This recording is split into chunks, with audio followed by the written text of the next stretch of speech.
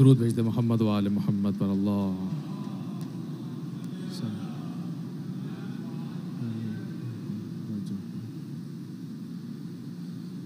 قافلہ جا رہا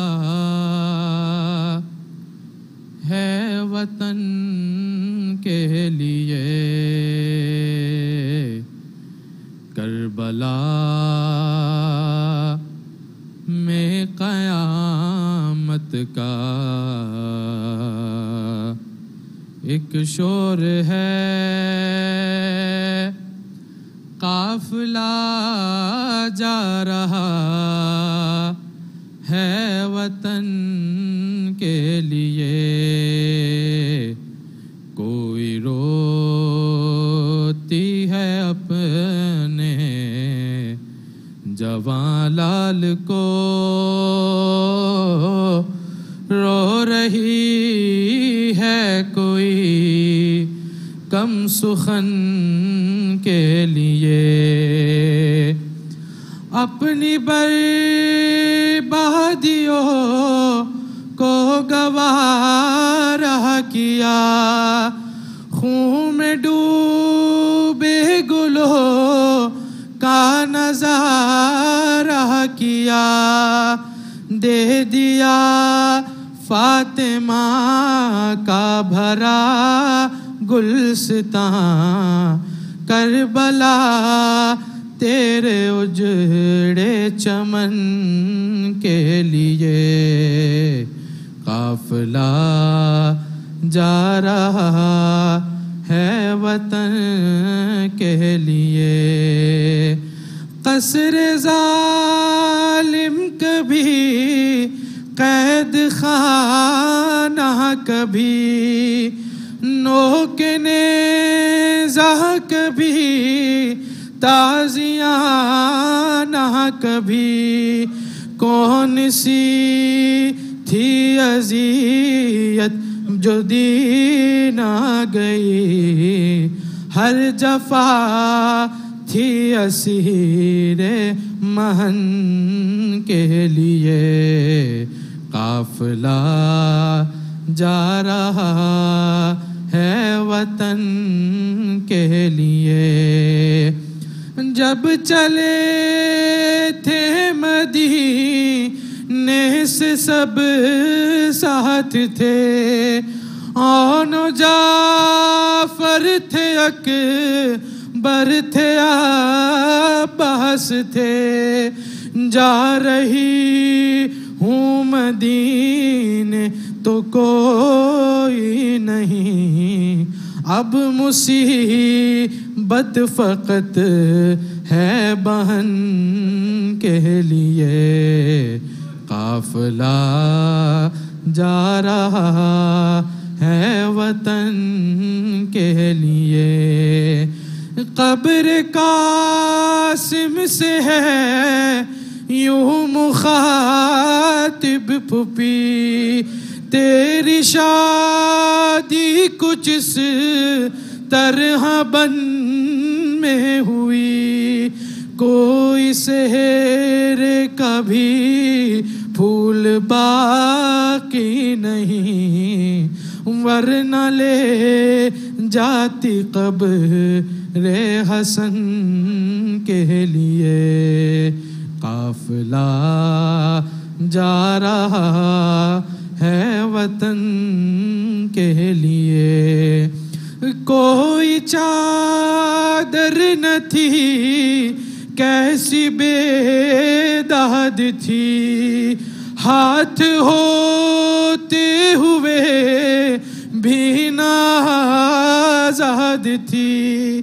کتنی مجبور کر دی گئی تھی بہن اپنے بھائی کے غسل و کفن کے لیے. قافلہ جا رہا ہے وطن کے لیے، قافلہ جا رہا ہے وطن کے لیے.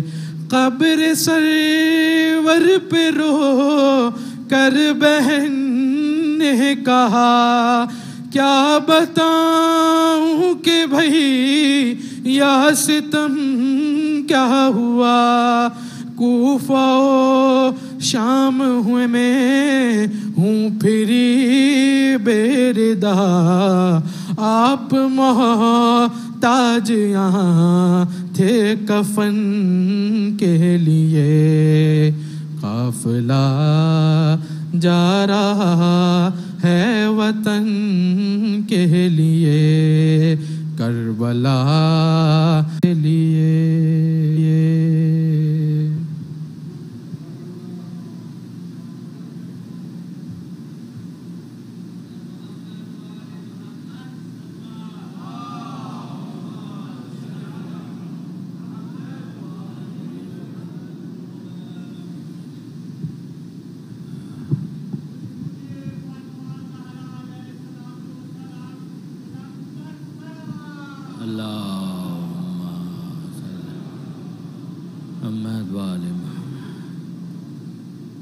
سورہ فاتحہ کی التماس والدہ مرحومہ مغفورہ نرگس خاتون داؤدانی بنت دوست محمد ڈاکٹر زوجہ غلام حسین داؤدانی رحم اللہ من قرأ الفاتحہ۔ بسم اللہ الرحمن الرحیم، الحمد للہ رب العالمین الرحمن الرحیم مالک یوم الدین، ایاک نعبد و ایاک نستعین، اہدنا الصراط المستقیم صراط الذین انعمت علیہم غیر المغضوب علیہم ولا الضالین برحمتک یا ارحم الراحمین، صلوات علی محمد وآل محمد۔ اعوذ باللہ من الشیطان اللعین الرجیم، بسم اللہ الرحمن الرحیم، الحمد للہ رب العالمین، والصلاة والسلام علی اشرف الانبیاء والمرسلین، سیدنا و مولانا ابی القاسم محمد۔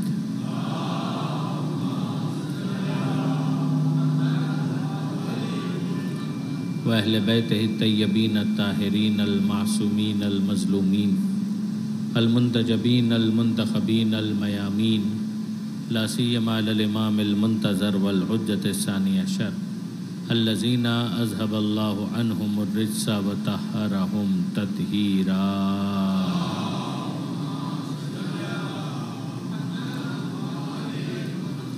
واللعنۃ الدائمۃ الباقیۃ علی اعدائہم اجمعین من یوم ظلمہم الی قیام یوم الدین۔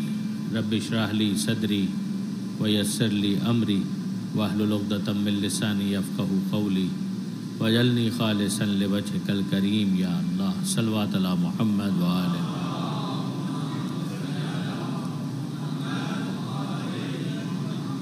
اما بعد فقد قال اللہ سبحانہ وتعالی فی القرآن الحکیم، بسم اللہ الرحمن الرحیم، لا تحسبن الذین قتلوا فی سبیل اللہ امواتا بل احیاء عند ربہم یرزقون، صلوات علی محمد وآل محمد۔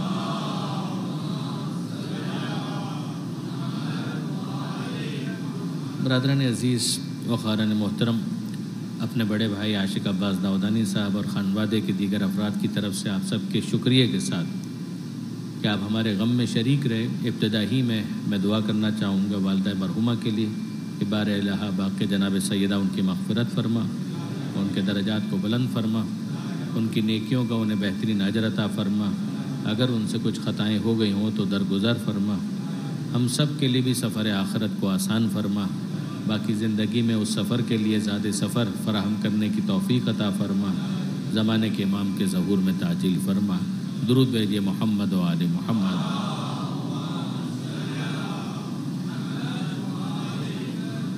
جو آیت میں نے آپ کے سامنے تلاوت کرنے کا شرف حاصل کیا، یہ اس بات کو پیش نظر رکھتے ہوئے کہ ایام عذابی چل رہے ہیں اور شہدائے کربلا کا چہلم ہوئے ابھی زیادہ دن نہیں ہوئے، یہ آیت حیات جاوید شہداء پر گفتگو کرتی ہے اور سورہ آل عمران کی نسبتاً معروف آیت ہے۔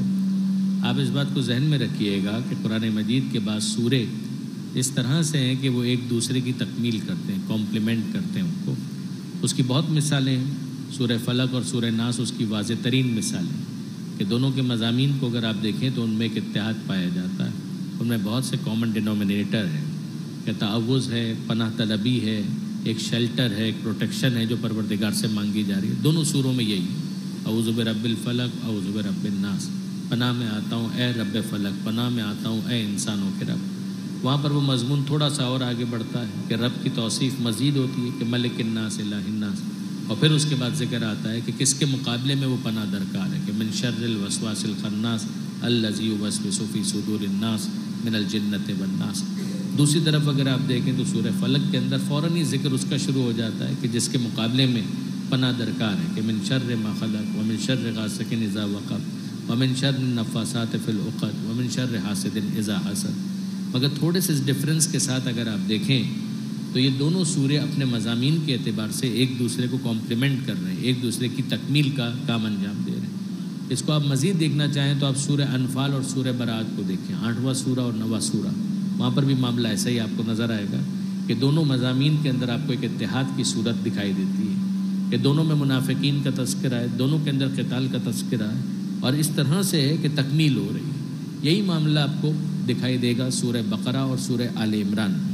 یہ قرآن مجید کے طویل ترین صورتوں میں شمار ہوتی ہیں، 286 آیتیں ہیں سورہ بقرہ کی، اور سورہ آل عمران کی بھی 200 آیتیں ہیں۔ اور سورہ بقرہ اور سورہ آل عمران کے مضامین کو بھی آپ دیکھیں گے تو بڑا تنوع ہے، ڈائیورسٹی ہے اس کے اندر، بڑی ویرائٹی ہے۔ مگر پھر آپ دیکھیں گے تو ایک اہم موضوع آپ کو دونوں سوروں میں نظر آئے گا اہل کتاب کا، پیپل آف بک۔ مگر سورہ بقرہ میں اگر آپ دیکھیں گے تو یہ یہودیوں کے بارے میں زیادہ گفتگو ہے، جیوز کے بارے میں۔ سورہ آل عمران کو اگر آپ دیکھیں گے تو اس کا ابتدائی حصہ تو ایکسکلوسیولی 60+ جو ورسز ہیں وہ نازل ہوئے ہیں موبائلہ کے کانٹیکس میں، اور ظاہر ہے کہ اس کا ربط اور تعلق ہے کرسچنز کے ساتھ، نصارہ کے ساتھ۔ پھر اس کے علاوہ اگر آپ دیکھیں گے تو سورہ بقرہ اور سورہ آل عمران میں اور بہت سے مضامین ہیں جو ایک دوسرے کی تکمیل کرتے ہیں۔ مثلا حج سے متعلق، خانہ کعبہ سے متعلق کچھ گفتگو آپ کو سورہ بقرہ میں ملے گی، کچھ سورہ آل عمران میں ملے گی۔ پھر اسی طریقے سے حیات شہداء سے متعلق، شہداء کی زندگی سے متعلق ایک اہم ترین آیت آپ کو سورہ بقرہ میں ملے گی، اور اسی سے ملتا جلتا مضمون ہے کہ جو آپ کو سورہ آل عمران کے اندر دکھائی دے گا۔ اب اگر آپ اس تناظر میں اور اس کانٹیکس میں سورہ بقرہ والی آیت کو دیکھیں تو وہاں پروردگار عالم ارشاد فرماتا ہے کہ لا تقولوا لمن یقتل فی سبیل اللہ اموات بل احیاء ولکن لا تشعرون۔ لا تقولوا کا مطلب یہ ہے کہ مت کہو، ظاہر قول کا تعلق زبان کے ساتھ ہے، لا تقولوا مت کہو، یعنی زبان بندی کی جا رہی ہے، انسان کو روکا جا رہا ہے کہ یہ جملہ اس طریقے سے نہیں آنا چاہیے۔ تو وہ کیا جملہ ہے کہ نہیں آنا چاہیے اور کس کے بارے میں ہے جو نہیں کہنا چاہیے؟ لا تقولوا لمن یقتل فی سبیل اللہ، وہ کہ جن کو قتل کر دیا گیا اللہ کی راہ میں، ان کے بارے میں تمہاری زبان سے یہ الفاظ ادا نہ ہونے پائیں کہ اموات وہ مر گئے، بل احیاء بلکہ نہیں ہے، یعنی you are not in position to comprehend the originality of their lives, کہ ان کی زندگی کا معاملہ کیا ہے وہ تم کمپریہینڈ نہیں کر پا رہے ہو، لیکن تمہیں ان کو اپنی زبان سے مردہ نہیں کہنا چاہیے۔ یہ جو پروردگار عالم نے اس آیت کے اندر انسان کی زبان بندی کی ہے، اس کے حوالے سے ایک بڑی دلچسپ اور شیریں بحث حضرت آیت اللہ علامہ سید علی نقی صاحب نقطن صاحب علی اللہ مقامہ نے اپنی تفاسیر کے اندر بھی کی، اور اپنے مواعظ کے اندر بھی جو ان کے چھپے ہوئے موجود ہیں اس کے اندر بھی انہوں نے اس پر ایک بہت دلچسپ تبصرہ کیا کہ بعض چیزیں اور بعض حقیقتیں ایسی ہوتی ہیں کہ جو اپنی جگہ پر ایگزسٹ کرتی ہیں، مگر ان کے بارے میں ایک خاص انداز سے گفتگو کرنا وہ تہذیب کے خلاف مانا جاتا ہے۔ یعنی اگر اس طرح سے بات کی جائے تو کہا جائے گا کہ نہیں، آپ کو اس طرح سے بات نہیں کرنی چاہیے تھی، اگرچہ معاملہ ایسا ہی ہے، لیکن یہ کہ بہرحال یوں بولنا نہیں چاہیے تھا۔ اس کی بڑی آسان سی جو مثال ہمارے روزمرہ کی بول چال کے اندر ہے وہ کیا ہے کہ مثال کے طور پر ایک بچہ ہے، وہ بڑے کے سامنے آتا ہے، سلام کرتا ہے، آداب بجا لاتا ہے، تو ظاہر ہے کہ بزرگ جو ہے وہ اس کو ایک دعا دیتے ہیں، اور وہ دعا کیا ہے کہ جیتے رہو۔ اگر آپ جیتے رہو کی دعا کو بزرگ کی زبان سے کسی بچے کے لیے سنتے ہیں تو آپ کو نہ کوئی حیرت ہوتی ہے، نہ آپ اجنبیت کا احساس کرتے ہیں، آپ بالکل مناسب محسوس کرتے ہیں، آپ کہتے ہیں کہ ٹھیک ہے، یہ بات اسی طریقے سے آنی چاہیے۔ بچے نے سلام کیا ہے تو بزرگ جواب میں وعلیکم السلام کے بعد کیا کہیں گے؟ جیتے رہو۔ یہ جینے کی دعا جو بزرگ نے بچے کو دی ہے یہ بالکل مناسب ہے، بالکل صائب ہے، بالکل درست ہے۔ لیکن اگر چھوٹا اگر بڑے کو دعا دینا چاہتا ہے تو وہ کیا سامنے سے یہی جملہ دہرا سکتا ہے؟ یعنی بڑے نے کہا جیتے رہو تو سامنے سے بچہ بھی کہے کہ آپ بھی جیتے رہو، تو آپ کو بہت حیرت ہوگی کہ یہ کیا مزاح ہو رہا ہے، بدتمیزی ہو رہی ہے، اس کے اندر غلط کیا ہے؟ اس میں کون سی ایسی چیز ہے کہ جس کے اوپر آبجیکشن کیا جا سکتا ہے؟ قابل گرفت کیا بات ہے؟ ظاہر ہے کہ اگر بزرگ نے بچے کو دعا دی ہے جیتے رہو، اور بچہ بزرگ کو دعا دے رہا ہے کہ جیتے رہو، تو مطلب کے اعتبار سے کوئی اعتراض نہیں ہے، مطلب تو بالکل درست ہے، لیکن تہذیب کے اعتبار سے اگر آپ دیکھیں تو اس کو بدتمیزی شمار کیا جائے گا، اور جو بزرگ ہیں وہ برا مانیں گے، اور برا مان کر اپنا اعتراض بھی رجسٹر کروائیں گے اس کے والد کے سامنے کہ آپ اپنے بچے کو تمیز سکھائیے، اس نے کیا ایسی غلط بات کہی، اسے زندگی کی دعا دی ہے مگر آپ اس پر ناراض ہو رہے ہیں۔ تو کہا کہ نہیں، زندگی کی دعا دینے کے لیے جو انداز ہونا چاہیے تھا وہ انداز یہ نہیں ہے۔ اگر چھوٹا بڑے کے لیے دعا کرے تو پھر دعا کا انداز کچھ مختلف ہوگا، اس کی دعا یہ ہو سکتی ہے کہ خدا آپ کا سایہ ہمارے سروں پر سلامت رکھے۔ اگر آپ غور کیجئے تو مطلب کے اعتبار سے کوئی فرق نہیں، خدا آپ کا سایہ ہمارے سروں پر سلامت رکھے، یا اسے کہا جائے کہ جیتے رہو، دونوں صورتوں میں زندگی کی دعا دی جا رہی ہے، مگر بڑے کی زبان سے وہ مناسب محسوس ہوتا ہے، بچے کی زبان سے یہ اچھا لگتا ہے۔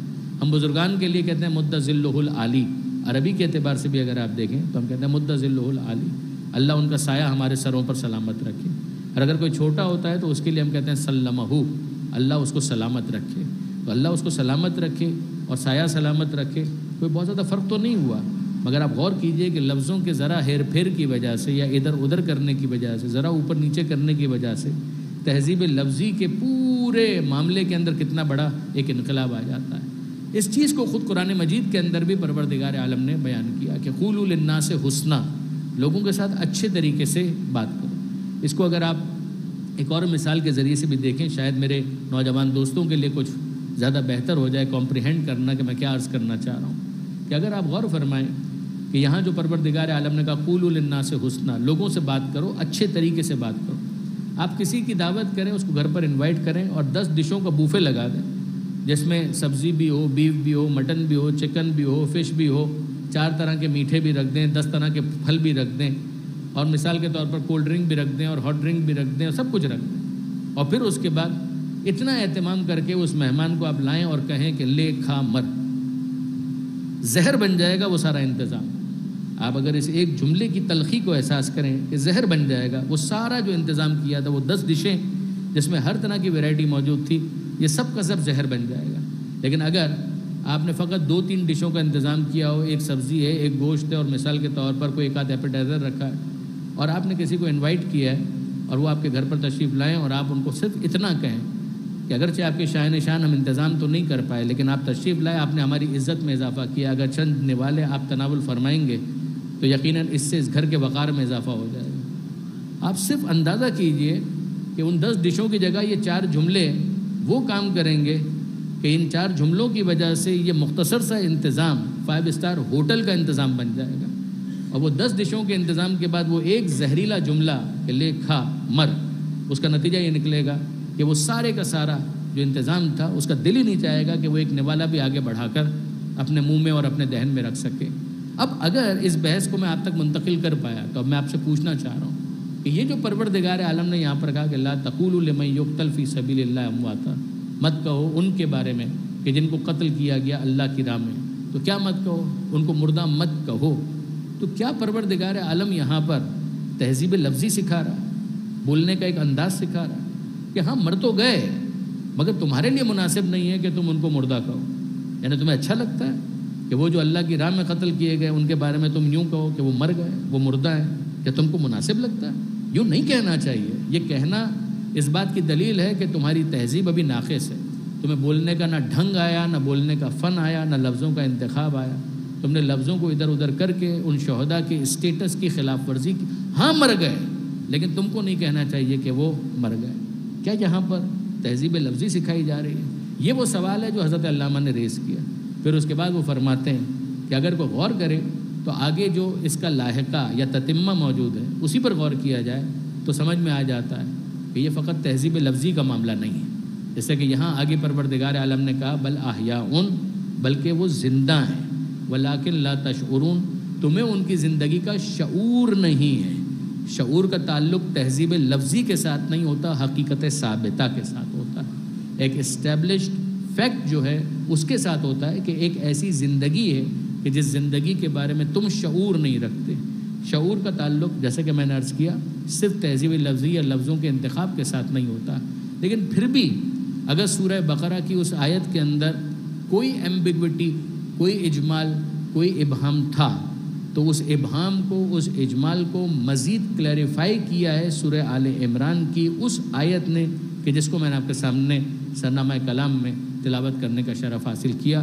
وہاں تو پروردگار عالم نے قول کی بات ہی نہیں کی۔ پروردگار عالم وہاں پر فرماتا ہے کہ لا تحسبن، گمان بھی نہ کرنا، خیال بھی نہ آنے پائے تمہارے دل و دماغ کے اندر، تمہارے خیال میں، تمہارے حاشیہ خیال میں بھی یہ بات نہ آنے پائے کہ جو اللہ کی راہ میں قتل کر دیے گئے وہ مر گئے۔ بل احیاء، بلکہ وہ زندہ ہیں، عند ربہم یرزقون، اور اپنے رب کے پاس رزق مسلسل پا رہے ہیں۔ یہ جو پروردگار عالم نے یہاں پر بیان کیا ہے، یہاں پر تو قول یا زبان کی بات ہی نہیں کی، یہاں تو پروردگار عالم نے دماغ کی تطہیر کی، خیالات کو پاکیزہ بنایا ہے کہ یہ تمہارے دماغ کا رجس و نجاست تو ہو سکتی ہے کہ جہاں پر تمہارے خیال میں یہ خیال آ جائے، تمہارے گمان میں یہ خیال آ جائے، تمہارے ذہن کے اندر یہ وہم آ جائے کہ وہ مر گئے، لیکن ہم سے اگر پوچھتے ہو تو انصاف سے بتاؤ کہ تمہارے نزدیک دلیل حیات کیا ہے؟ تم اس کو زندہ مانتے ہو کہ جو رزق سے استفادہ کر رہا ہو۔ رزاق جب ہم ہیں تو تمہیں حق کس نے دیا کہ جس کے رزق کے بارے میں ہم اعلان کر رہے ہیں تم اسے رزق سے خالی سمجھو؟ بل احیاء عند ربہم یرزقون۔ درود بھیجے گا محمد و آل محمد۔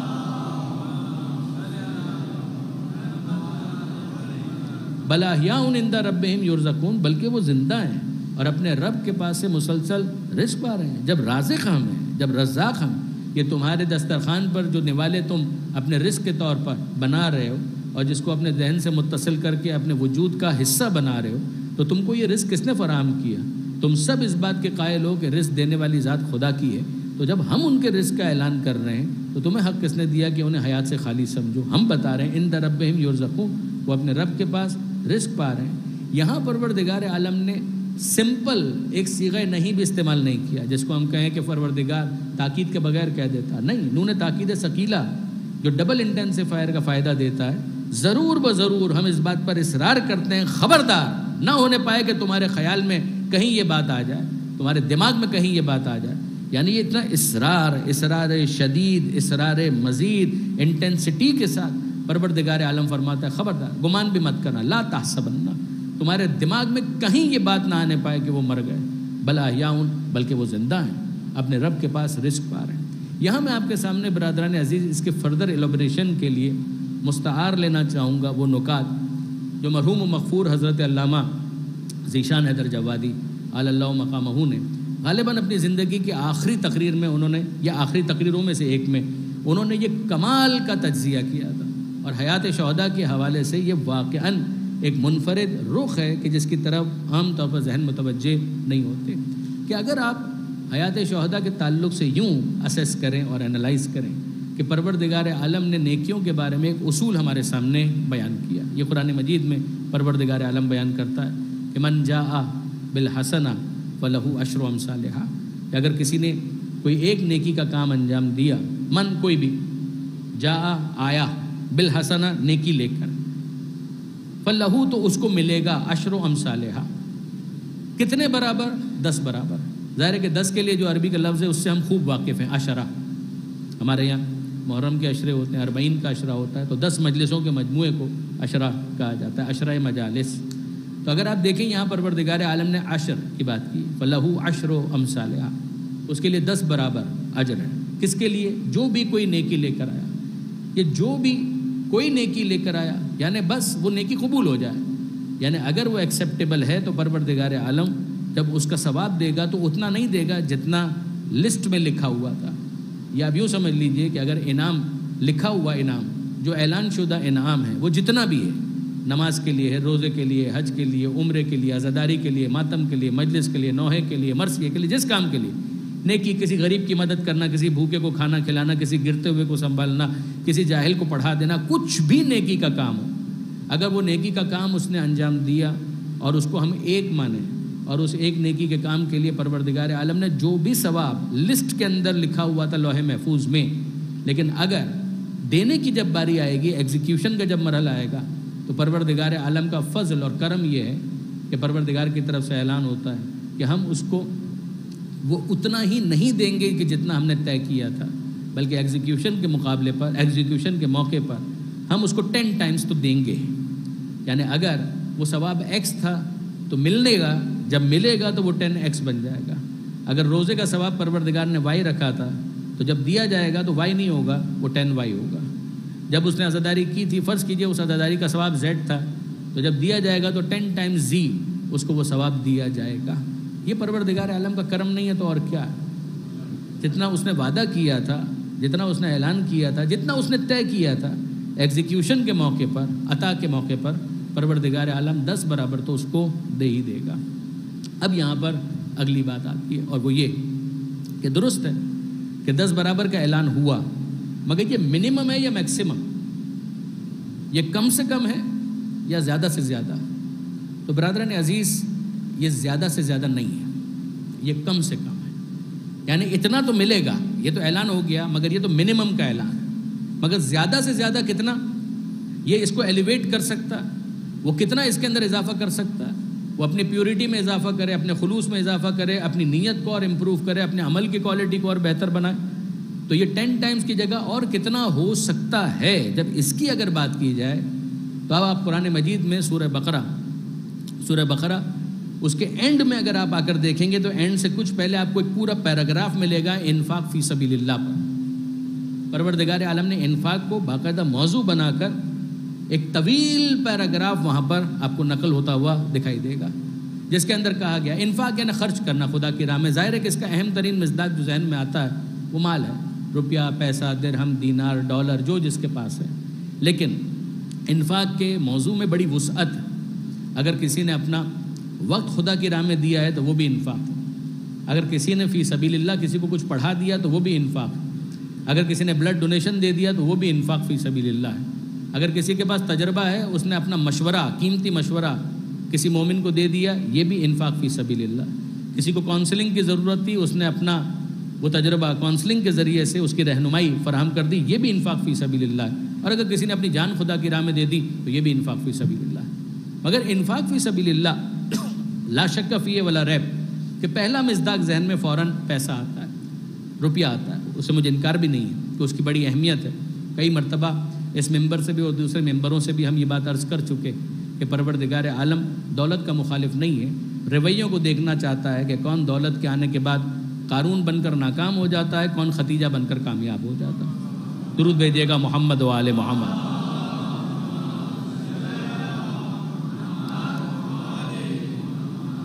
تو برادران عزیز، اگر وہاں پر آپ انفاق والے اس پورے چیپٹر کو دیکھیں تو آپ کو نظر آئے گا کہ پروردگار عالم نے جو تعبیرات استعمال کی ہیں، انبتت سبع سنابل فی کل سنبلۃ مئۃ حبہ، یہ پروردگار عالم کی تعبیر ہیں کہ 7 بالیاں نکلی، 7 میں سے ہر ایک کے اندر 100 دانے موجود ہیں۔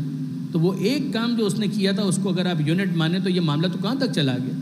7 بالیاں اس سے نکل رہی ہیں، یعنی اس کی آف شوٹس، پھر اس کے اندر ہر بالی میں 100 دانے، تو 7 ملٹیپلائی بائی 100 تو یہ 700 گنا ہو گیا۔ تو کہاں وہ پہلا اعلان تھا جو جنرل تھا کہ من جاء بالحسنہ فلہ عشر امثالہا، کہ جس نے ایک نیکی کی تو 10 برابر تو اس کو مل جائے گا۔ لیکن یہاں تو پروردگار عالم نے اس کو 700 ٹائمز تک پہنچا دیا ہے۔ تو ظاہر ہے کہ کچھ تو عمل کے اندر ایسا اضافہ ہو رہا ہے کہ جس کی وجہ سے ایگزیکیوشن کے موقع پر، انعام اور عطا کی منزل پر اب یہ معاملہ 10 گنا سے بڑھ کر 700 ٹائمز چلا گیا۔ اور پھر اس کے بعد اگر آپ روایات کو بھی اس میں شامل کریں تو وہ بات جو 10 گنا سے شروع ہوئی تھی اور 700 ٹائمز تک پہنچ گئی تھی، وہ 1,00,000 گنا تک چلی جاتی کہ وہ ایک کام جو اس نے، یعنی اتنا ریٹ آف ریٹرن تو برادران عزیز نہ کوئی بینک آپ کو دے گا، نہ اسٹاک ایکسچینج میں آپ کو ملے گا، نہ آپ کو ریئل اسٹیٹ میں ملے گا، کہیں نہیں ملے گا، صرف خدا کے پاس ملے گا، مگر دنیا میں نہیں، وہاں ملے گا۔ سارا مسئلہ یہ ہے کہ اگر کوئی غیب پر ایمان رکھتا ہے تو یہ ایڈورٹائزمنٹ اس کے لیے واقعاً مفید ہے، ورنہ وہ کیوں انویسٹ کرنے لگا اس کام کے اندر؟ وہ جو حیات بعد الموت کو مانتا ہی نہیں ہے، یعلمون ظاہرا من الحیات الدنیا والی بات ہے کہ جو کچھ بھی ہے وہ دنیا کی زندگی، تو پھر تو یہ ویسے بیکار ہے، یہ صرف اور صرف وہم و گمان ہے۔ یہ ایمان اس صورت میں ہے کہ جب قرآن کو کوئی مانے، جب معصوم کو کوئی مانے۔ مگر آپ دیکھیے، میں ترتیب کے ساتھ جس گفتگو کو آگے بڑھانا چاہ رہا ہوں اور اپنے نوجوان دوستوں کے لیے عرض کر رہا ہوں کہ وہ جو پروردگار عالم نے کہا 10 ٹائمز قرآن مجید کی اس آیت میں، یہاں تک تو بالکل واضح ہے، اس سے بھی زیادہ کی گنجائش ہے، مگر اتنا تو بالکل واضح، انبتت سبع سنابل فی کل سنبلۃ مئۃ حبہ، حبہ کہتے ہیں دانے کو، 7 بالیاں، ہر بالی کے اندر 100 دانے، 700 ٹائمز پہنچا دیا، اس سے بھی آگے۔ اور پھر اس کے بعد دوسری طرف روایات کے اندر جہاں اس کو اور وسعت دی گئی اور ایکسپینڈ کیا گیا اور ایکسپلین کیا گیا اور اس کی تفصیل بیان کی گئی تو یہ معاملہ 1 لاکھ گنا تک چلا گیا. یعنی وہ 1 روپیہ 1 لاکھ کے برابر ہو گیا, وہ $1 1 لاکھ کے برابر ہو گیا. اور پھیلائیے, اگر کسی نے خدا کی راہ میں اپنی جان دے دی تو خدا کی راہ میں دیا کیا؟ زندگی. اگر یہ زندگی وہ نہ دیتا تو کتنا جی پاتا؟ یعنی تجزیہ اس منزل پر, اس رخ پر یہاں سے ٹویسٹ لیتا ہے کہ آپ ذرا غور فرمائیے کہ اس نے اپنی زندگی خدا کی راہ میں دے دی. یعنی اس سے زیادہ کوئی بڑی چیز اس کے پاس موجود نہیں تھی. اس کی زندگی, زندہ ہے تو کمائے گا تو کچھ روپیہ بھی خدا کی راہ میں دے گا. زندہ ہے تو تجربہ حاصل کرے گا تو کچھ کاؤنسلنگ فراہم کرے گا. زندہ ہے تو اور کوئی مہارت حاصل کرے گا, اس مہارت کو دوسروں تک امپارٹ کر دے گا, کمیونیکیٹ کر دے گا, ایکسٹینڈ کر دے گا. دس از آل واٹ ہی گیٹس. لیکن نہیں برادران عزیز, یہاں پر سوال یہ ہے اور دیکھنے کا رخ یہ ہے کہ اگر یہ نہ مرتا, اگر یہ خدا کی راہ میں اپنی جان نہ دیتا تو کتنا جی لیتا. ہم کو دیکھنا ہوگا کہ جب یہ شہادت کا تاج اپنے سر پر سجا رہا تھا تو یہ کتنے سال کا تھا؟ فرض کیجئے 40 سال کا. ایوریج ایج کیا ہے ہمارے پاس؟ 55, 60, 70. ویسٹرن ورلڈ کے اندر 80, 85, ہم 100 لگا لیتے ہیں.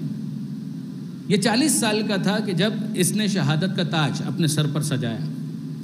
اگر یہ اپنی زندگی خدا کی راہ میں نہ دیتا تو اور کتنا جی لیتا؟ 60 سال.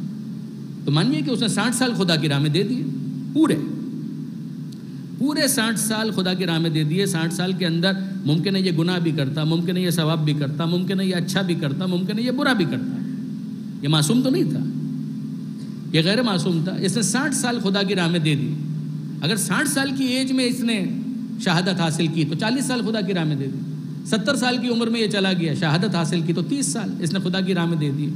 آپ غور فرمائیے کہ جب وہ شہید ہوتا ہے تو وہ کیا خدا کی راہ میں دیتا ہے. یہ زندگی کا باقی حصہ کہ جو اگر وہ شہید نہ ہوتا تو اس کو مل جاتا, وہ اس نے خدا کی راہ میں دے دی ہے. اگر نہ دیتا تو اتنا اور جی لیتا. اور اب آپ اندازہ کیجئے کہ انفاق کا وعدہ پروردگار عالم کی طرف سے ریٹ آف ریٹرن کیا تھا, منیمم 10 ٹائمز, بڑھا کر کتنا؟ 1 لاکھ گنا تک. مگر اس شہادت میں پروردگار عالم کی طرف سے اعلان ہوا کہ ہم اس سے بھی آگے جاتے ہیں, ہم اس سے بھی آگے جاتے ہیں کہ اس نے 40 سال یا 50 سال اپنی زندگی کے ہماری راہ میں دے دیے. ہم بدلے میں اب سالوں کا حساب نہیں کریں گے, اس زندگی کا اعلان کریں گے کہ جس کے لیے ہماری تعبیر یہ ہے کہ یہ حیات جاویدانی ہے. اب یہ ہمیشہ ہمیشہ کے لیے زندہ رہے گا. درود بھیجیے محمد و آل محمد.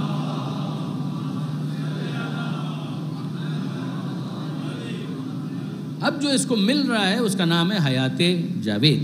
یہاں آپ غور فرمائیے برادران عزیز کہ زندگی دینا اور موت دینا یہ کس کا حق تھا؟ یعنی فرض کیجئے کہ اگر یہ شخص پروردگار عالم کی راہ میں اپنی زندگی دے رہا ہے تو کوئی چھین بھی تو رہا ہے نا. یعنی یہیں پر اگر آپ اس انداز سے دیکھیے کہ کوئی چھین رہا ہے نا اس کی زندگی, یعنی اس کے حیات کے حق کو کوئی چھین رہا. پروردگار عالم نے اس کے لیے کچھ طے کیا تھا, چاہے ہم اس کو لوح محفوظ اس بات سمجھیں, لوح محفوظ نہ سمجھیں.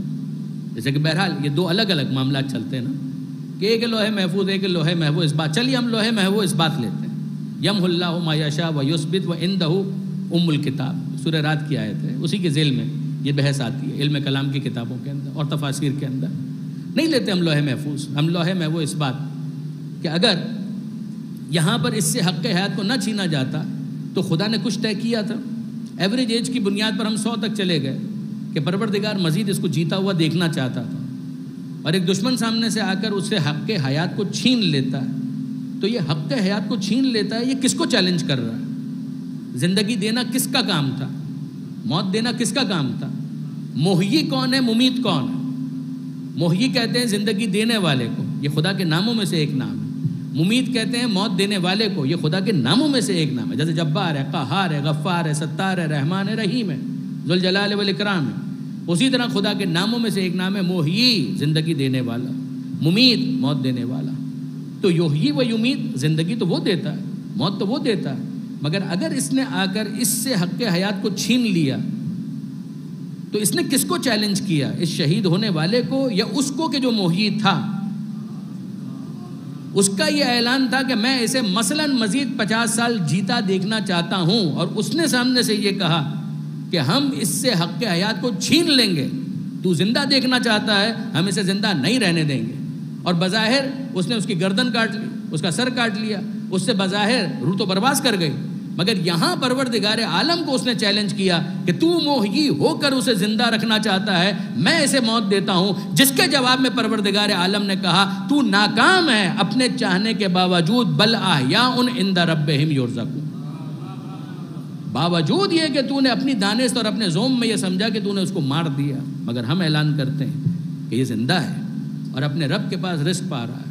تو محیی کو چیلنج نہیں کر سکتا کہ وہ حیات دینے پر اب قدرت نہ رکھے، پروردگار عالم اس کی حیات کا اعلان کر رہا ہے۔ یہاں برادران عزیز میں آپ کی خدمت میں ایک سوال اور رکھنا چاہتا ہوں، اور یہ بس آخری سوال، اس کے ساتھ ہی مجلس اختتام کی طرف چلی جائے گی۔ مجھے ایک بات بتائیے کہ اس کا مطلب تو یہ ہوا کہ حیات جاوید کو حاصل کرنے کے لیے ہر زمانے میں کوئی نہ کوئی بدماش ہونا چاہیے،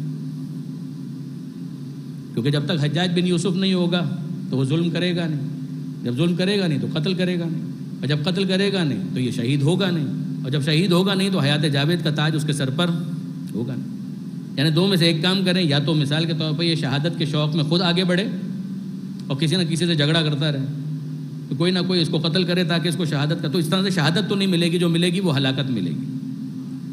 جیسے کہ پروردگار عالم نے یہ تو نہیں چاہا کہ انسان شہادت کے شوق میں بس لڑنا شروع کر دے، ورنہ تو پیغمبر اکرم کو بھی ابو جہل کے ساتھ دوسری بات ہی نہیں کرنی چاہیے۔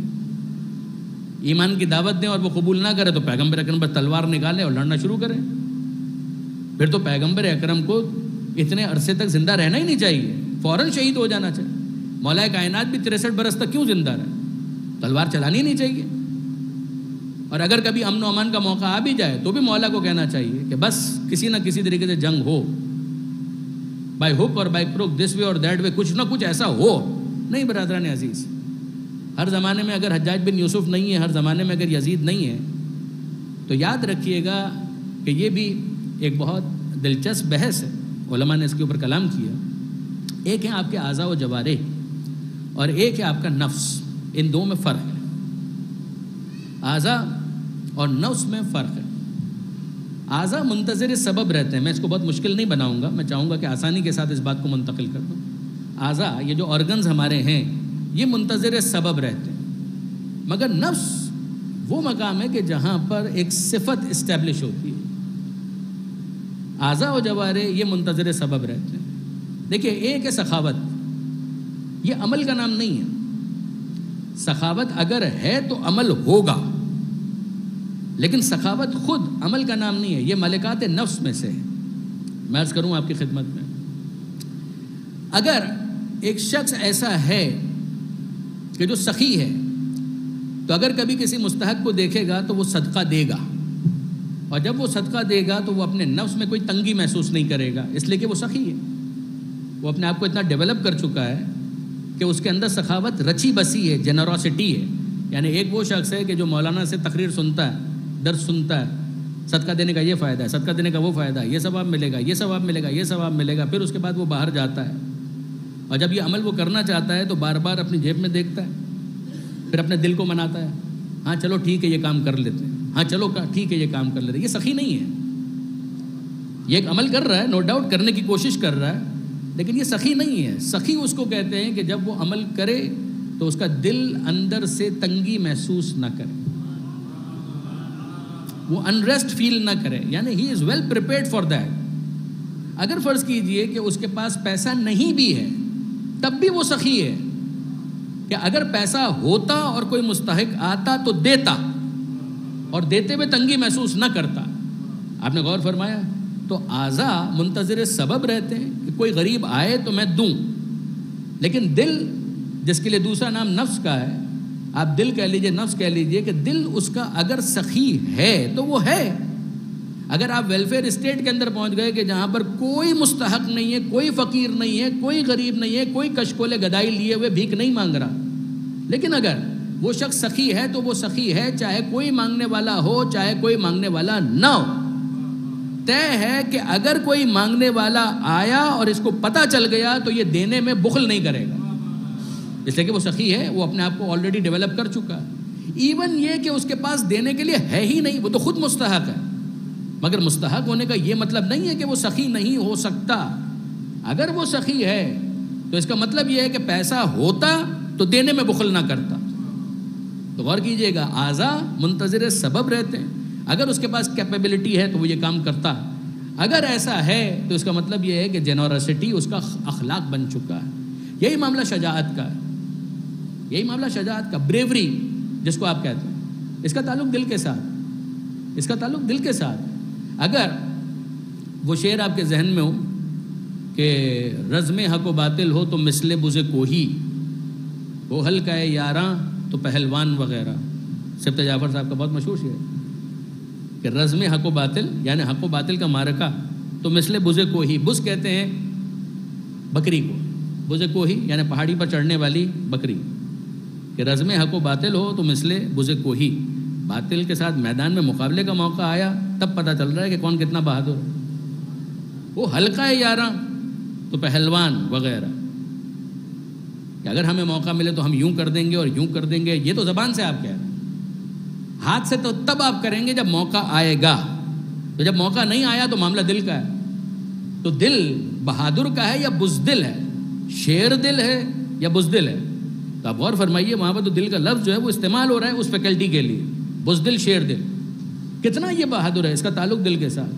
تو یاد رکھیے برادران عزیز، وہ تو موقع جب آئے گا تو پتہ چلے گا، وہ تو عمل جب ہوگا تب پتہ چلے گا۔ لیکن فرض کیجئے کہ کسی کے ہاتھ ہی نہیں ہے، اب یہ تلوار تو چلا نہیں سکتا، بہادر ہو سکتا ہے یا نہیں ہو سکتا؟ اگر ہاتھ ہوتے اور موقع آتا تو یہ میدان میں جاتا، تو چاہے ہاتھ نہ ہو یہ بہادر ہے۔ اور یاد رکھیے کہ ہاتھ ہیں لیکن یہ موقع نہیں ہے کہ میدان میں جایا جائے، تو صرف اپنے نفس کو سیٹسفائی کرنے کے لیے میدان میں جا کر تلوار چلانا یہ تحور تو ہو سکتا ہے، شجاعت سے اس کا کوئی تعلق نہیں۔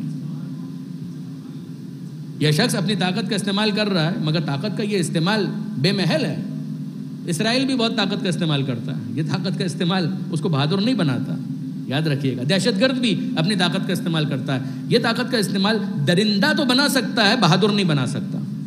بہادری کا تعلق پھر ایک مرتبہ دل کے ساتھ۔ احد کا میدان ہو، بدر کا میدان ہو، دیکھیے کون سب سے آگے، کون قصیدہ پڑھ رہا ہے، لا فتح الا علی لا سیف الا ذوالفقار۔ خیبر میں دیکھیے کس کے لیے پیغمبر نے کہا میں اس کو دوں گا رجلن کرارن غیر فرارن، اس کو علم ملے گا جو رجل مرد ہوگا، کرار ہوگا، غیر فرار، یہ سب صفات ہیں، کرار، غیر فرار، رجل ہوگا، یہ سب صفات ہیں۔ ان کا مظاہرہ میدان میں ہوگا، اس لیے کہ میدان میں آ کر مظاہرہ کرنے کا موقع آ چکا، تو وہ موقع آ جائے گا تو کریں گے۔ لیکن پھر غور فرمائیے کہ پیغمبر اکرم کی وفات کے بعد 25 برس تلوار نیام میں، تو بہادر ہیں یا نہیں ہیں؟ اعضاء و جوارح منتظر سبب رہتے ہیں۔ یاد رکھیے گا شجاعت منتظر سبب نہیں ہے، شجاعت کا تعلق دل کے ساتھ، کہ دل میں اگر وہ بہادر ہے تو ہے، اور بہادری ایسی ہے کہ جس کے حکم سے تلوار نکالتا ہے اسی کے حکم سے تلوار نیام میں۔ اور پھر جب موقع آئے گا تو یاد رکھیے کہ جمل، صفین اور نہروان کے موقع پر علی بوڑھے ہو چکے ہیں، تلوار جوان ہے۔ تلوار کی جوانی میں کوئی فرق نہیں آیا۔ علی کی داڑھی میں آپ کو سفید بال دکھائی دے سکتے ہیں، لیکن علی کی جرات، علی کی بہادری، علی کی شجاعت، اس میں کوئی فرق نہیں آئے گا۔ تو یاد رکھیے برادران عزیز کہ یہ جو اخلاقیات کے جو معاملات ہیں، یہ انسان کے نفس اور انسان کے دل کے ساتھ، وہ کتنا اپنے اس قول کے اندر سچا ہے، موقع آئے گا تو پتہ چل جائے گا۔ اب اگر یہ بات میں واضح کر پایا تو اب اس کے بعد یاد رکھیے گا ہر زمانے میں حجاج بن یوسف ہونا ضروری نہیں ہے شہید ہونے کے لیے، ہر زمانے میں یزید ہونا ضروری نہیں ہے شہید ہونے کے لیے، ہر زمانے میں بنو امیہ اور بنو عباس کے مظالم ضروری نہیں، ورنہ تو یوں کون سا زمانہ خالی ہے کہ جس کے اندر کوئی نہ کوئی ظالم موجود نہ ہو۔ لیکن یہ کہ یہ ضروری نہیں ہے، ضروری کیا ہے کہ انسان کے نفس کے اندر وہ جرأت موجود ہو کہ اگر کبھی ایسا موقع آیا تو شہید ہونے میں ہم بخل کا مظاہرہ نہیں کریں گے، اور اگر ایسا ہوا تو چاہے وہ اپنے بستر پر مر جائے شہید ہے، اور اگر ایسا شہید ہے تو پھر پیغمبر کا جملہ سمجھ میں آتا ہے کہ من مات علی حب آل محمد مات شہیدا۔ درود بھیجئے محمد و آل محمد۔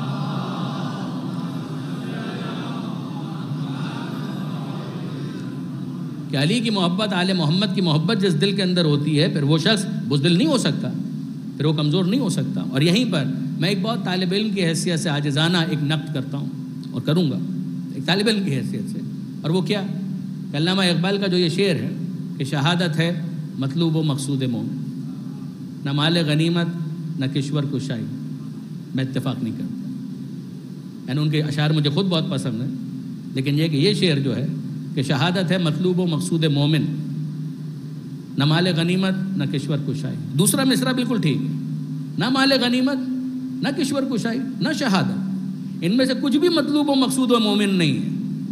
مطلوب و مقصود مومن ہے رضائے پروردگار، مطلوب و مقصود مومن ہے عبادت پروردگار، وما خلقت الجن والانس الا لیعبدون، ہم نے پیدا کیا جن و انس کو عبادت کے لیے، وہ عبادت شہادت کی صورت میں ہو تو شہادت مطلوب ہے، وہ عبادت شہادت کو فی الحال حاصل نہ کر کے تلوار نیام میں رکھنے کی صورت میں ہو تو وہ مطلوب و مقصود مومن۔ مومن کا مطلوب و مقصود مومن اتنا محدود نہیں ہے، اس کے اندر ایک بڑا عنوان، ایک بڑی ہائی لائٹ، ایک بڑی سرخی ہے کہ مالک جس پہ تو راضی اس پر ہم راضی، مرضی مولا از ہمیں اولا۔ حضرت ابوالفضل عباس کو آپ دیکھ لیجئے، انصافاً آپ مجھے بتائیے جس حسین کے کہنے پر وہ تلوار اگر نہیں چلا رہے تو کیا ان کا رتبہ گھٹ جائے گا؟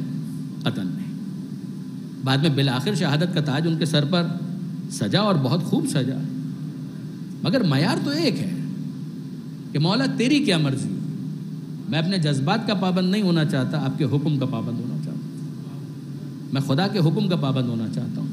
اور اسی لیے آپ دیکھیں کہ 63 برس تک کیوں بظاہر جو ظاہری حیات ہوتی ہے اس کے ساتھ وہ کیوں ہیں، کیوں حسین مظلوم اتنے عرصے تک جو ظاہری حیات ہے اس کے ساتھ بھی کیوں ہیں؟ بعد میں جب شہید ہوتے ہیں تو کوئی نہیں کہتا کہ دیر سے شہید ہوئے، ان کو کہتے ہیں سید الشہداء، یہ شہداء کے سردار ہیں۔ جیسے کہ یاد رکھیے کہ صحیح وقت کا اگر انتخاب نہ کیا جائے تو یہ بھی حکمت کے خلاف ہے۔ اگر وقت سے پہلے آپ پھل اتارنا چاہیں گے وہ کچا ہوگا، قابل استفادہ نہیں ہوگا، اور اگر وقت گزر جائے اور پھر اتارنا چاہیں تو وہ سڑ چکا ہوگا، پھر بھی قابل استفادہ نہیں ہوگا۔ عقل مند انسان وہ ہوتا ہے کہ جس کو اتنی معرفت ہو کہ وہ صحیح وقت کو پہچان سکے کہ کون سا وقت ہے کس کام کو انجام دینے کا۔ اگر یہ بات میں اپنے نوجوان دوستوں کی خدمت میں ہدیہ کر پایا تو مجھے بہت خوشی ہوگی کہ صرف جذبات کے پابند ہو کر اپنے آپ کو کسی خاص ڈائریکشن میں لے جانا یہ عقل مندی نہیں۔ ایک انسان کے پاس اتنی صلاحیت ہونی چاہیے کہ وہ تجزیہ کر سکے، تحلیل کر سکے اور پھر فیصلہ کرے ہاں یہ وہ موقع ہے یا یہ وہ موقع نہیں، جس کی کچھ شرائط ہے۔ بہرحال برادران عزیز، میں نے آپ کو زحمت دی اور اس سے زیادہ بہرحال میں آپ کو اور زحمت نہیں دینا چاہوں گا۔ ایک مرتبہ پھر ظاہر ہے کہ بہت سے مومنین آغاز میں موجود نہیں تھے، میں اپنے بڑے بھائی کی طرف سے آپ سب کا شکر گزار ہوں، آپ ہمارے غم میں ہمارے ساتھ شریک رہے، مگر کوئی غم آل محمد کے غم سے بڑا ہو نہیں سکتا۔ خدا کا شکر ہے، پروردگار عالم کا احسان ہے کہ اس نے ہمیں آل محمد کے گھرانے سے وابستہ کیا۔ اگر ہمارے جوان میں سے کسی کا انتقال ہو جائے، ہم علی اکبر کو یاد کر کے صبر کر لیتے ہیں۔ بچوں میں سے کسی کا انتقال ہو جائے تو رونے کے لیے سکینہ اور اصغر موجود۔ ہماری خواتین میں سے کسی کا انتقال ہو جائے، فاطمہ زہرا بھی ہیں، جناب زینب بھی ہیں، ثانیہ زہرا بھی ہیں، جیسا کہ مرثیہ اور سلام پڑھا گیا، اسی کی کنٹینیوٹی کے اندر میرا دل چاہتا ہے کہ کچھ مصائب کے وہ جملے کے جو آل محمد کے اس لٹے ہوئے قافلے کے وطن پہنچنے سے مربوط ہیں وہ میں آپ کے سامنے گزارش کروں۔ یہ لٹا ہوا قافلہ پہنچا ہے، وطن پہنچا ہے، اور جب وطن پہنچا ہے تو اس موقع پر جناب زینب آمادہ نہیں ہے، وہ بی بی کے جس کو وطن کا انتظار تھا کہ یثرب کب آئے گا، مدینہ کب آئے گا، ہم اپنوں میں کب پہنچیں گے، اپنے گھروں میں کب پہنچیں گے، مگر اب جب کہ یثرب نظر آ رہا ہے، وطن نظر آ رہا ہے، تو جناب زینب نے وطن میں داخل ہونے سے انکار کر دیا۔ سید سجاد سے کہا کہ نہیں بیٹا، دل ہی نہیں مانتا، کیسے داخل ہو، جب یہاں سے چلے تھے تو کیا حالت تھی، پہنچے ہیں تو کیا کیفیت۔ عارضی خیمے لگائے گئے اور بیویوں کو ان عارضی خیموں کے اندر کچھ دیر کے لیے اکوموڈیٹ کیا گیا، اور بشیر کو مامور کیا کہ جاؤ اور جا کر ہماری آمد کی اطلاع کرو، اور بشیر یہ کہتا ہوا چلا، یا اہل یثرب لا مقام لکم بہا، اے مدینے کے رہنے والوں، مدینہ اب رہنے کے قابل نہیں رہا۔ قتل الحسین فدمعی مدرار، مدینے کے رونق تو حسین تھے، وہی قتل کر دیے گئے، میری آنکھیں خون رو رہی ہیں، تم بھی میرے ساتھ شریک گریہ ہو جاؤ، تم بھی میرے ساتھ آنسو بہاؤ۔ بشیر یہ اعلان کرتا ہوا جا رہا تھا، مدینے کے تمام لوگ متوجہ ہو رہے تھے، گھروں کے دروازے کھل رہے تھے۔ محلہ بنی ہاشم میں کوہرام محمد حنفیہ تشریف لائے، جناب فاطمہ صغرا تشریف لائے، ام البنین تشریف لائے، عبداللہ ابن جعفر طیار جناب زینب کے شوہر وہ تشریف لائے، سب بار سب کی آنکھوں میں آنسو ہیں، سب پوچھتے ہیں کہاں ہے وہ لٹا ہوا قافلہ۔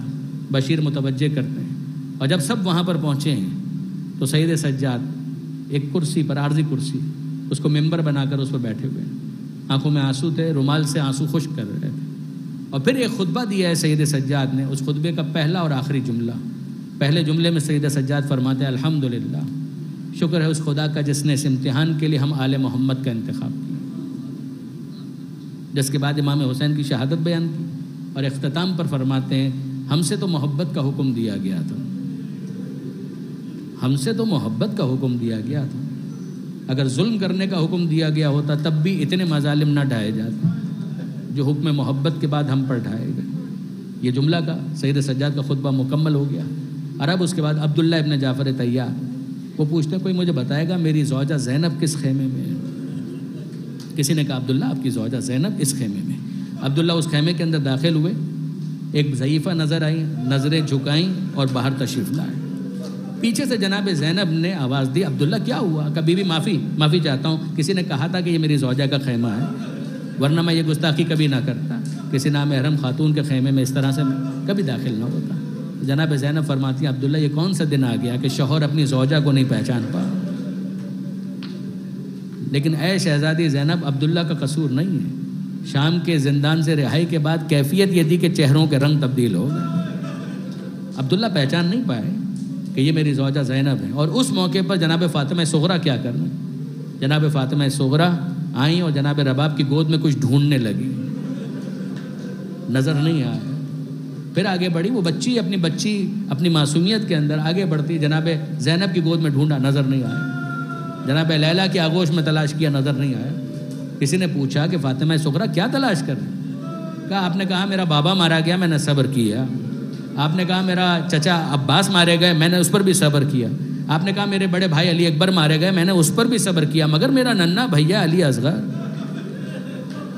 وہ تو اتنا چھوٹا تھا، اسے تو کسی نے قتل نہ کیا ہوگا، اب تو کچھ بڑا ہو گیا ہوگا، میں اپنے اصغر بھیا کے ساتھ کھیلوں گی۔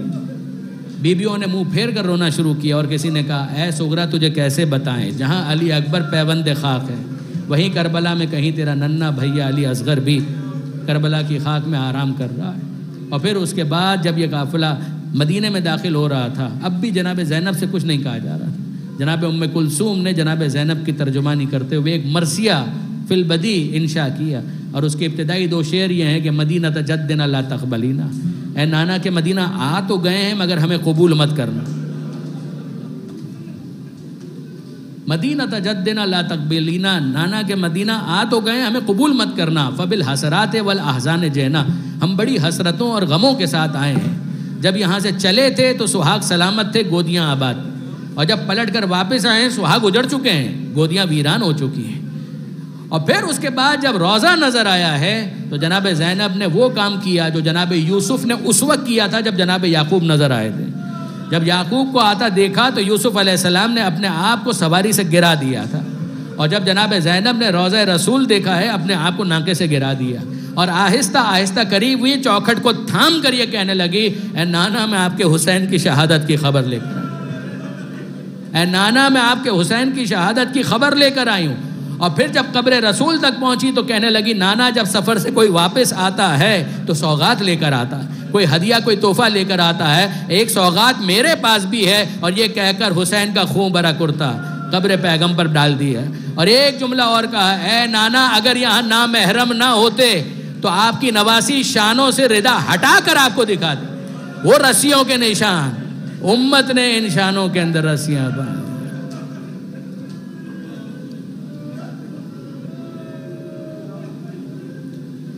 اجرکم اللہ علی لعنت اللہ علی الظالمین وسیعلم الذین ظلموا ایام انقلبی ینقلبون۔ بار الہ اس خلیل توسل کو اپنی بارگاہ میں قبول فرما، ان آنسوؤں کو جناب سیدہ کے رومال میں جگہ عطا فرما، والدہ مرحومہ کے درجات کو بلند فرما، ان کی نیکیوں کا انہیں بہترین اجر عطا فرما، اگر ان سے کچھ کوتاہی ہو گئی ہو تو ان کی مغفرت فرما، ہم سب کو ان کے لیے امور خیر بجا لاتے رہنے کی توفیق عطا فرما۔ مالک تجھے واسطہ محمد و آل محمد کا ہم سب کے لیے سفر آخرت کو آسان فرما، باقی زندگی میں اس سفر کے لیے زیادہ سفر فراہم کرنے کی توفیق عطا فرما۔ جتنے حاضرین، جتنے دعا کرنے والے جہاں بھی ہیں ان سب کی توفیقات میں اضافہ فرما، ان سب کی دعاؤں کو مستجاب فرما۔ مالک بیماروں کو شفا عطا فرما، بے روزگاروں کو رزق حلال عطا فرما، جو بے اولاد ہیں اولاد صالح عطا فرما، جو صاحبان اولاد ہیں تربیت کی توفیق عطا فرما، جو اپنی اولاد کے رشتوں کے لیے پریشان ہیں انہیں بہترین رشتے عطا فرما، جن گھروں میں ناچاکی ہے، ناراضی ہے، علی اور زہرا کے مقدس گھرانے کا واسطہ ان گھروں کی ناراضی کو الفت اور محبت سے تبدیل فرما، عزاداری عزاداروں عزاخانوں کی حفاظت فرما، آل محمد کے ماننے والے چاہنے والے جہاں کہیں بھی ہیں ان کی جان مال عزت و آبرو کی حفاظت فرما، جو حج و زیارات کے متمنی حج و زیارات کے شرف سے مشرف فرما، زمانے کے امام کے ظہور میں تعجیل فرما، ہمیں ان کے آوان و انصار میں شمار فرما۔ والدہ مرحومہ مغفورہ مرحومہ نرگس خاتون داؤدانی، زوجہ غلام حسین شریف داؤدانی اور بنت دوست محمد ڈاکٹر اور تمام ارواح مومنین مومنات خانوادے کے دیگر مرحومین کے لیے، آپ لوگوں کے مرحومین کے لیے، شہداء کے لیے، رحم اللہ من قرأ الفاتحہ۔ بسم اللہ الرحمن الرحیم، الحمد للہ رب العالمین، الرحمن الرحیم، مالک یوم الدین، ایاک نعبد و ایاک نستعین، اہدنا الصراط المستقیم صراط الذین انعمت علیہم غیر المغضوب علیہم ولا الضالین۔ بسم اللہ الرحمن الرحیم، قل هو اللہ احد اللہ الصمد لم یلد ولم یولد ولم یکن له کفوا احد۔ بسم اللہ الرحمن الرحیم، قل هو اللہ احد اللہ الصمد لم یلد ولم یولد ولم یکن له کفوا احد۔ بسم اللہ الرحمن الرحیم، قل هو اللہ احد اللہ الصمد لم یلد ولم یولد ولم یکن له کفوا احد۔ اللهم اغفر للمؤمنین والمؤمنات والمسلمین والمسلمات الاحیاء منهم والاموات، تابع بیننا وبینهم بالخیرات انک مجیب الدعوات انک علی کل شیء قدیر۔ ان اللہ وملائکتہ یصلون علی النبی یا ایھا الذین آمنوا صلوا علیہ وسلموا تسلیما۔ متوجہ زیارت۔